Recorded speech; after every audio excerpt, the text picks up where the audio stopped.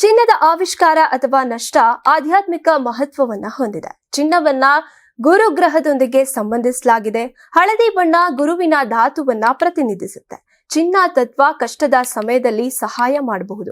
ಹಿರಿಯರು ಚಿನ್ನಕ್ಕೆ ಹೆಚ್ಚಿನ ಪ್ರಾಮುಖ್ಯತೆಯನ್ನ ನೀಡುತ್ತಿದ್ದಾರೆ. ಚಿನ್ನ ಆಕರ್ಷಕ ಶಕ್ತಿಯನ್ನ ಹೊಂದಿದೆ ಮತ್ತೆ ದೇವರ ವಿಗ್ರಹಗಳ ಮೇಲೆ ಅದನ್ನ ಇರಿಸೋದ್ರಿಂದ ಅದು ಧನಾತ್ಮಕ ಶಕ್ತಿಯನ್ನ ಹೆಚ್ಚಿಸುತ್ತೆ. ಚಿನ್ನ ಕಳೆದು ಹೋಗೋದು ನಕಾರಾತ್ಮಕ ಶಕ್ತಿಗಳನ್ನ ಮತ್ತೆ ದೈವ ಬಲದ ಕೊರತೆಯನ್ನ ಸೂಚಿಸುತ್ತೆ. ಇದು ಶುಭವಲ್ಲ. ಇದರ ಅರ್ಥ ನೀವು ಜಾಗೃತರಾಗಿರ್ಬೇಕು, ಹಾಗೇನೆ ಎಚ್ಚರಿಕೆಯಿಂದ ಇರಬೇಕು.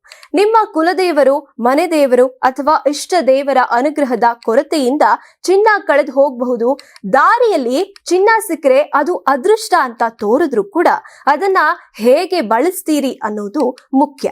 ತಕ್ಷಣ ಒಡವೆ ಮಾಡಿಸ್ಕೊಳ್ಳೋದು ಅಥವಾ ಮಾರಾಟ ಮಾಡೋದು ಸರಿಯಲ್ಲ. ಅದನ್ನ ಶುದ್ಧೀಕರಿಸಿ ನಿಮ್ಮ ಬೀರು ಅಥವಾ ತೋಜರ್ನಲ್ಲಿ ಭದ್ರವಾಗಿ ಇಡೋದು ಉತ್ತಮ. ಅಥವಾ ಅದನ್ನ ಧರ್ಮ ಕಾರ್ಯಕ್ಕೆ ಬಳಸೋದು. ಚಿನ್ನ ಕಳೆದುಕೊಂಡಾಗ ದೈವಾನುಗ್ರಹ ಮತ್ತೆ ಶನಿ, ರಾಹು, ಕೇತುಗಳ ದೃಷ್ಟಿ ಕೂಡ ಇರಬಹುದು. ಒಟ್ಟಿನಲ್ಲಿ ಚಿನ್ನ ಸಿಕ್ಕರು ಅಥವಾ ಕಳೆದುಕೊಂಡ್ರು ಜಾಗೃತಿಯನ್ನ ಹೆಚ್ಚಿಸಿಕೊಳ್ಳುವುದು ಮುಖ್ಯ ಅಂತ ಶಾಸ್ತ್ರಜ್ಞರು ಹೇಳ್ತಾರೆ.